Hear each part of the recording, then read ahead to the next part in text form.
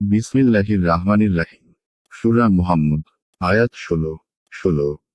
তাদের মধ্যে কতক তোমার কথা শ্রবণ করে, অতঃপর তোমার নিকট হতে বের হয়ে যারা জ্ঞানবান তাদেরকে বলে এই মাত্র সে কি বলল। এদের অন্তরের উপর আল্লাহ মোহর মেরে দিয়েছেন এবং তারা নিজেদের খেয়াল খুশিরই অনুসরণ করে। আয়াতের তাফসীর। তাদের মধ্যে কতক তোমার কথা মন দিয়ে শোনে, অতঃপর তোমার নিকট হতে বের হয়ে জ্ঞানবানদেরকে বলে এই মাত্র সে কি বলল।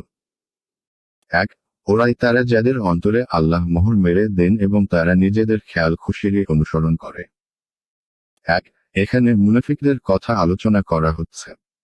তাদের নিয়ত যেহেতু ভালো হতো না, তাই নবী করিম সাল্লাল্লাহু আলাইহি ওয়াসাল্লাম এর কথাগুলোও বুঝতে পারত না। তারা মজলিস থেকে বেরিয়ে এসে সাহাবাদেরকে জিজ্ঞাসা করত যে তিনি কি বললেন। আয়াত 17।